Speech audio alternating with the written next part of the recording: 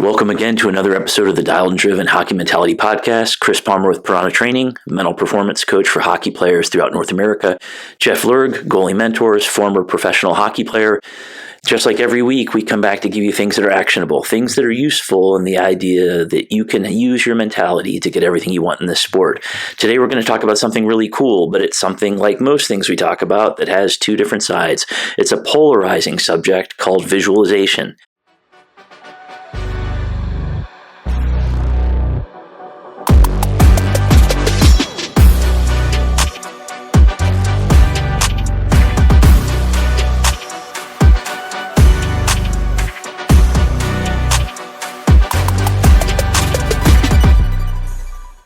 Another word for it is mental practice, mental rehearsal.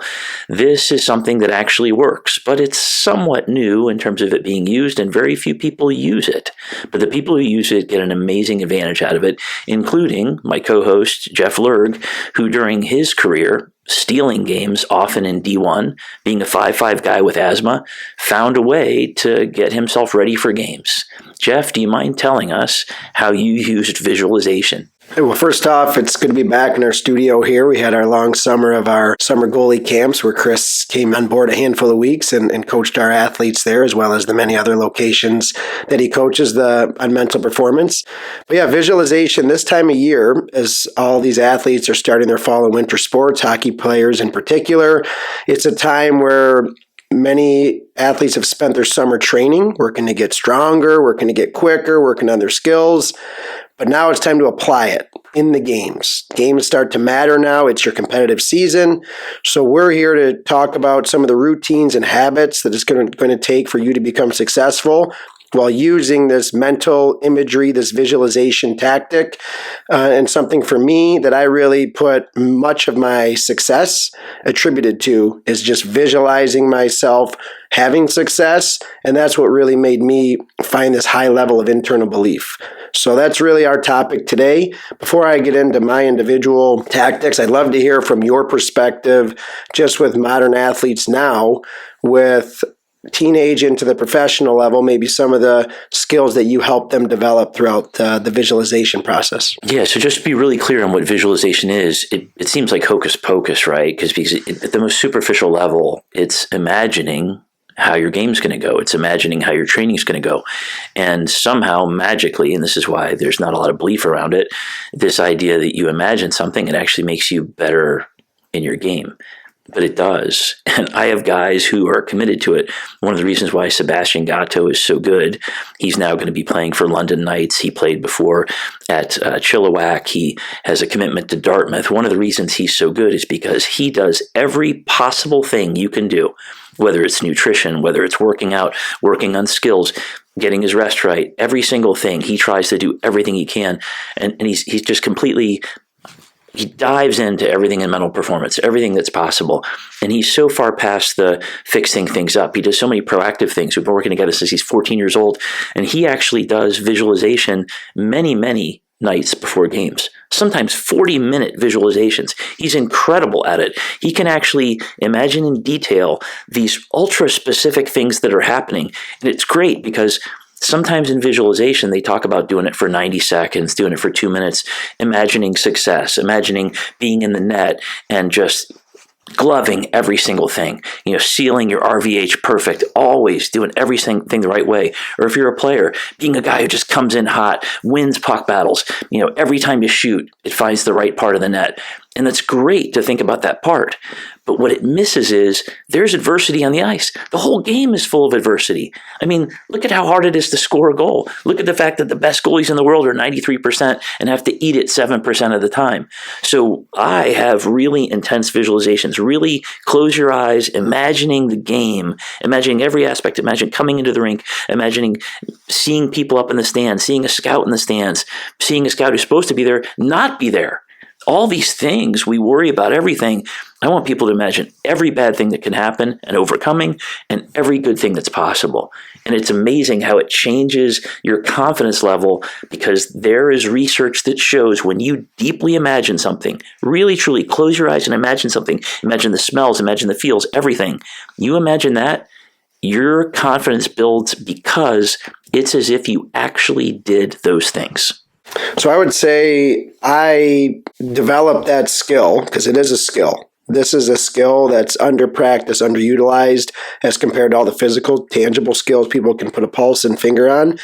But I developed that as a teenager, slowly just trying to envision myself having success. And then when I arrived at the more competitive levels, I started to see how important those games were and performing in the games, how important each and every time out there was to my team and for myself, that I started to then develop really the skill of like, okay, what can I do to put myself to finish with a successful result? So my first skill that I developed was, let's just think about the good saves I've made and try to put my mind back in that position. So envisioning, just like you mentioned, that sliding over glove save and me watching it all the way through, or diving back with my paddle and stopping an open net. So I started to envision myself performing those saves, which then, as I mentioned, started to get myself kind of this high-level belief. I can do this. I can make those timely saves.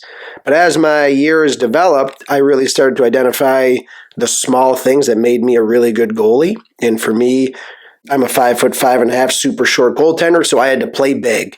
So I would envision myself playing big on top of the crease, sliding over with a big posture, making a shoulder save, or staying on my feet from the shot that was far out because I had to play big.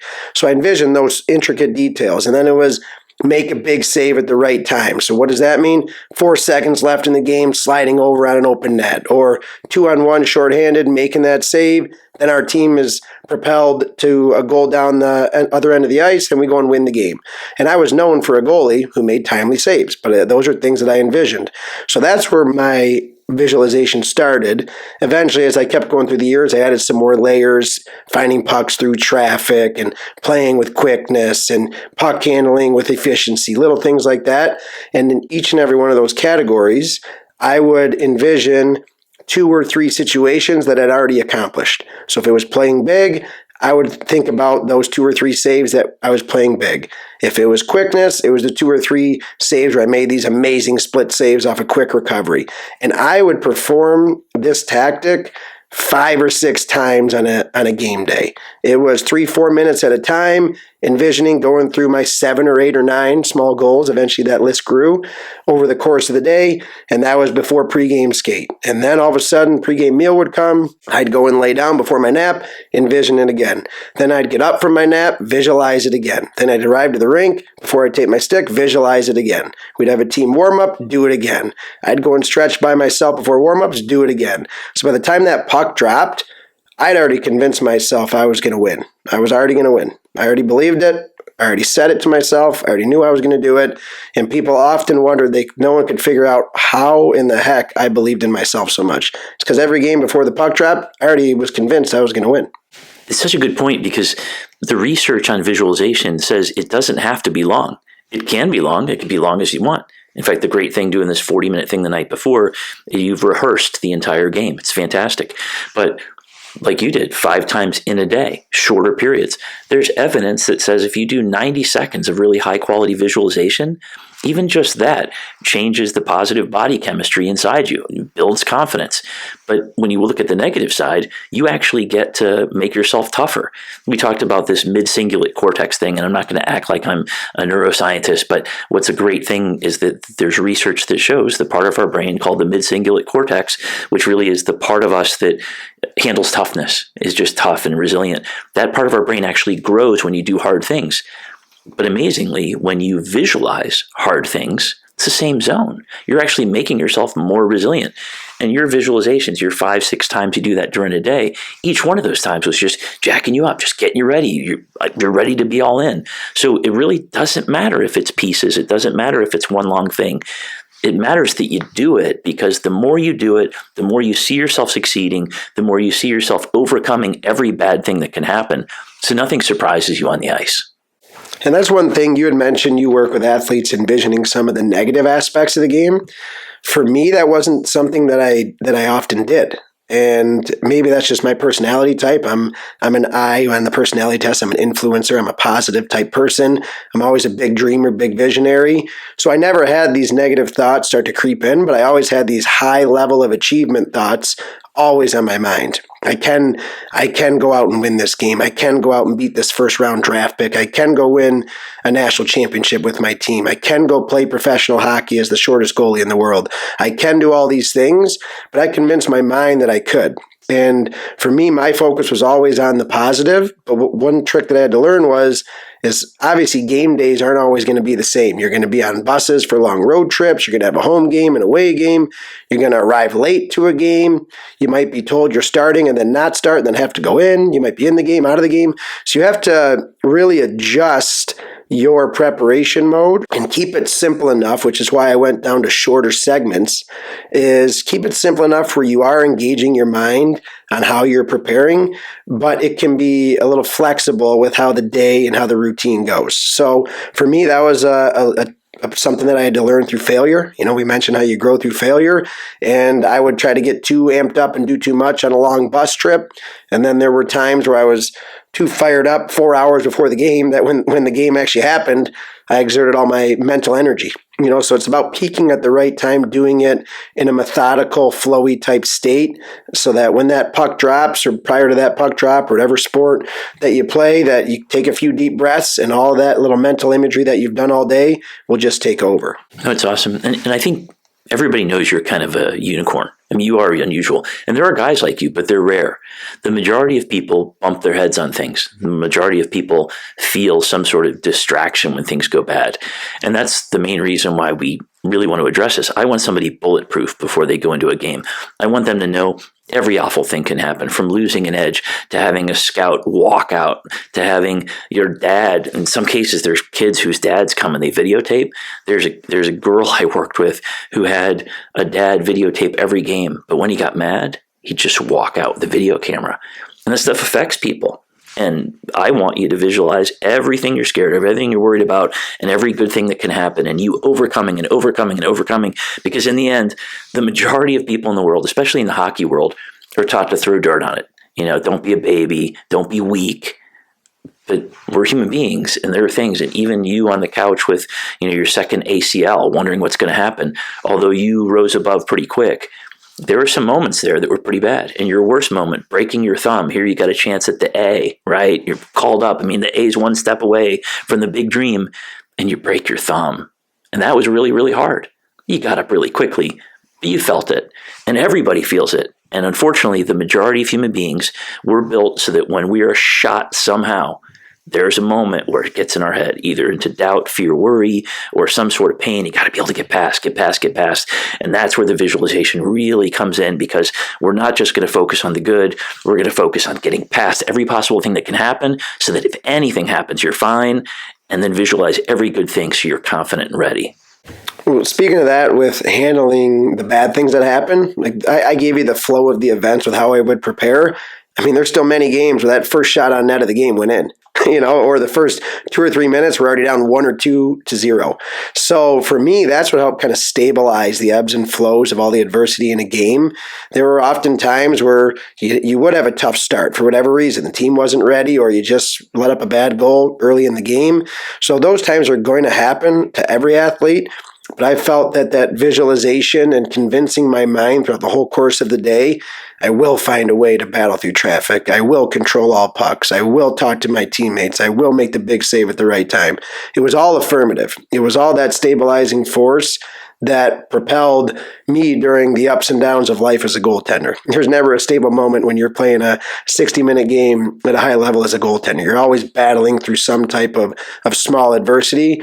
And then I use those little tactics of accomplishing this little small task after small task, taking it 5 minutes at a time, going back to that 3 small goals that I visualized all day. I would keep going back to those points, and I would even kind of keep that visualization portion during the game, because it was just continuing to visualize the success that I had, whether it be between periods. We always have a Zamboni resurface between periods, and I would kind of go back. What did I do well? Let's think about those 2 or 3 good saves. So even if we were down 2 or 3-0 after the first period, I would think about those 2 or 3 good saves and that good feeling I had on those to keep myself stabilized to finish the game. And there were many times where I would end up making that big save at the right time, and then it would, propel the team to come back and win kind of a comeback win. It's awesome. So I have this thing that might be really useful to do right now. We could do a couple-minute visualization, and you can actually see me. If you're watching this on YouTube, you can see me with my eyes closed and actually doing this as if I'm the athlete. And then if you can't, just know that I'm closing my eyes during this if you're listening on any of the podcast providers. So this is something you can actually do, so you actually see what this is. And I'll try to make it somewhat short. But as the athlete, I'm going to sit down in a comfortable place right now. I'm going to close my eyes. I'm going to start to imagine the trip in. Okay, so right now I'm driving in. I've got my gear in the car. I'm getting ready to get into the rink. I get into the rink. The rink's cold. It's really, really cold. Colder than usual, I'd say. It seems really damp. And, oh, gosh, the glass is a little bit foggy. That's weird. You go into the rink, and, man, the locker room smells. It smells really, really bad, like worse than usual. And I put my stuff down. I come out, and I'm doing some time jumps here. Now I'm in the hallway. I've got my racquetball. I'm bouncing off my tennis ball, whatever it is, bouncing off the walls. And in the beginning, I just feel a little bit rough. Okay, loosen up a little bit more. Now I'm kind of getting into it. And as I do this, I keep doing this, and I'm feeling myself. All of a sudden, man, I am in this great little flow state where I can't hear people behind me. I'm just bouncing off the wall, and everything's good. It feels really, really good. Now it comes time for the warm up, and I'm actually out in the warm up, and gosh, the stands are louder than usual this time. There's a lot of people here this time. It's really, really, really loud. And gosh, I'm a little bit nervous, but man, I remember that I can turn that same feeling of nervousness and call it excitement. Okay, I'm excited. I'm excited, ready to go. I'm going to use this adrenaline to go get what I want. And okay, got some warm-up shots. It's good. Now, I skip forward, and I'm in the game. And during the game, there's a breakaway that starts. Oh my gosh, there's a breakaway. Crap, I want to do good. I got to get past that. I'm going to go right now. I'm going to make myself big. Okay, I'm making myself big. Come back. Damn, it gets in. Shotgun in. This sucks. It sucks. Okay, look, I understand. I can acknowledge the bad. I got to shake it off. I'm going to shake it off, and I'm back. I'm reset. I've cleaned out my crease. I'm ready to go. And now 2-0 from the left side. Damn, I want to cheat this. I want to cheat it. I'm not going to cheat it. You track the puck. I track the puck. Boom. Glove save. Great. I feel good. Things are good. Now, I can't help but look up in the stands. And I look up in the stands, and there's a scout there. And he said he was going to be there, and he doesn't look happy. Is he worried about me? Is he thinking I'm not doing good because that first goal? Okay, I got to get past that. I got to do my job. Whatever he's thinking doesn't matter right now. I am in the crease. It's my job to protect the house. Do my job. I'm in here. 5-6 minutes go by. Nothing's going on. And I'm feeling like, gosh, I want to be all right, but I'm a little bit nervous about that damn scout in the stands. What am I going to do? Okay, get back. Do my job. Focus. Here it comes. Oh, there's this complete piranha feeding in front of the net. It's just this scrum, and I'm having to do everything I can. Having a hard time tracking the puck. It's getting really, really physical. Guys are banging into me, and I'm trying to do everything I can, left, right, just trying to see the damn puck, trying to see it, and boom, and all that stuff. I've got this meathead in front of me who's just in the way, and I just have to jam him out of the way, and I jam him out of the way, and now I got the crease back. Boom, a shot comes out of nowhere. Boom, I get it. It's like I didn't even think about it. I got it. It's in the glove. It feels so damn good, and I get tall, and I feel great, and I protected the house, and I'm strong. Just that is enough of a visualization to see these things and to actually feel these things. And I'm not even a goalie, and I feel it, And the great thing is, if you can imagine getting through the bad and getting to the good and feeling success, it changes everything. Chris, I cannot even respond without smiling. Mm-hmm. There are 2 wild things that just occurred. Okay. 3. You took me right back to playing. I was playing for the Toledo Walleye, and I played thousands of hockey games. Right. So I have a very good memory. I remember goals against. I remember big saves. Like, that's one of my skills is I have a really good memory, and I always envision myself doing certain saves. So I was back. I let up an early goal through traffic, which you mentioned. I made the breakaway. Then we had an early goal through traffic, but 2 wild things just happened. You mentioned that the 2-0 was coming down the wing. I already made the glove save. Short side glove before you even said you make a glove save. Okay, I've already seen that replay thousands of times in my mind. So I've already made a glove save short side.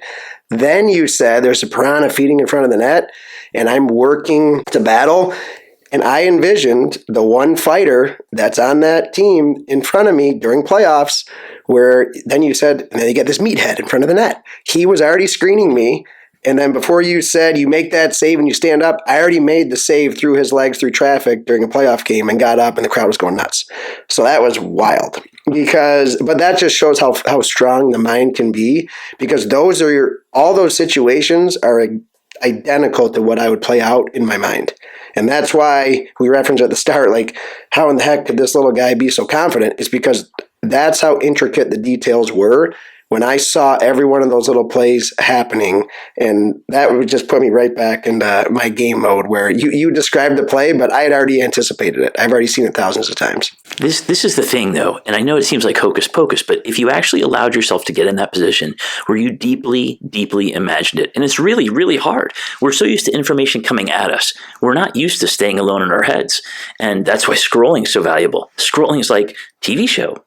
Like, when I was a kid, grew up with TV shows, but they were a half hour at a time. But now it's like TV show, 6.2 seconds, TV show, 3.2. And those little dopamine hits feel so good that you never think about being alone with yourself. But being alone with yourself is a magic trick. It's a real thing. And I'm not talking about breaking crystals out and trying to somehow take the energy from the crystals, although all respect to people who believe that's a real thing.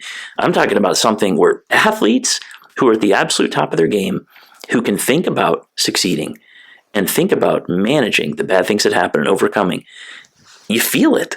I'm not even a goalie and I feel it talking it. So you have a chance to really give yourself an advantage by putting yourself in a position where you deeply, without interruptions, can imagine every awful and every good thing, so that nothing matters when you get out there. You're going to give me some crap? I'll handle it.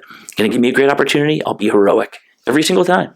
Yeah, that was amazing. And for me, just as a tip to all the athletes, as you're competing, you have to have that IQ in your sport and that memory of those good things that do occur. You don't have to remember every intricate detail of all the good and bad, but when you perform and you get that feeling of when you're at your peak, you have to remember that feeling. You have to know if you made that tape-to-tape pass the whole length of the ice, and that's the type of little things you have to remember. So you can't just say, oh, I just forget about everything that immediately happens. I'm a goldfish. I don't remember one good thing or one bad thing. There has to be some IQ development and memory of what you did when those good things occur. And it's just the nature of it. You can't be that athlete that doesn't know if they played good or bad, or doesn't remember if they played a good play or bad play, because you're so keyed up on short-term memory where you're not going to remember any good thing, and you won't build any momentum from building off all those little things, right? It's like a snowball. You get that one thing, the next one's going to keep coming. And then you go back to those keys that make you successful, and then keep envisioning yourself to it. And again, I've played thousands of games as a goaltender. I told you, I already anticipated what was happening before it came out of Chris's mouth. Yeah. So let me tell you about Michael Phelps real quick. I think he has more Olympic medals than anyone, actually, but definitely in swimming. And he's a guy who for years would frustrate me, because in the interviews he would say, people say, well, gosh, how do you do this? How do you get in the water where you can't really see everybody else and find some way just to be amazing? And he said, oh, I just don't think of anything. And I was like, come on, like, you don't think of anything? You don't worry about it? There's nothing ever? And it came out later that, he now has a whole thing on the mental side that he supports tremendously, because he's been really honest about, he had some battles, and he had battles that even included drug use and that kind of thing. So for him, he's just like every other person, and he's one of the most heroic Olympians ever. But what's cool about this is everybody has to battle the thoughts in their head. Everybody has to battle adversity. And if you really want to be in this world, in this hockey world we know looks like this, fewer and fewer opportunities. Almost nobody goes from high school into the NHL. And it's because there's so few opportunities. And it's hard. But if you want to do heroic things, you have to train heroic things. And it's so hard. It'd be so much easier just to break out Xbox, which I believe there's a place for Xbox. It's fun. It's important to goof off. The Tampa Bay Lightning has a whole room full of Xboxes because it is important to let some steam off. But this is an opportunity to do something that can change your life. And that's why we do this. We know that these are the advantages that make you have a life in hockey and beyond. So really, just to summarize, because we try all the time at the end just to give you things that are actionable, in visualization, there's plenty of evidence. You can look this stuff up. There's plenty of evidence that shows that when you deeply visualize, when you can get in a place and be quiet and deeply visualize, even for a short amount of time, all the positive things that can go on, all of the negative things that you overcome. You deeply visualize those things, the smells, the tastes, the feels, all those things. The more detailed you can be, the more your body feels it as a real thing. And when you do that, it actually, in terms of the overcoming, it helps build part of your brain, the part of your brain that overcomes. And in terms of confidence, it builds with all these positive chemicals you feel. It builds it as if you've already had the experience. So with visualization, try it for 30 seconds. Try it for a minute. Be in a space where people aren't watching you. Imagine everything as deeply as you can, and everything can change. And the biggest tip I can give to all the athletes is you work extremely hard on your skill set, your strength, your speed, all those things that go into becoming a great athlete. Start to put this tool in your toolbox, and you'll see yourself propel and be able to be the summary of all those lessons and coaches and teaching points. It's really kind of the glue that puts everything together, because you're going to learn so much through all your years. If you aren't able to apply it mentally and then go out and do it physically, all that was just information in one ear and out the other. So thanks, Chris, for putting us through that awesome exercise. It was super fun to get back to the glory days of playing. And for all of our athletes and listeners, remember to stay dialed and stay driven on your goals, as that's the only way to accomplish success. And please, if you can subscribe or comment or give us any feedback and anything that you want to hear in the future, we'd love to hear from you.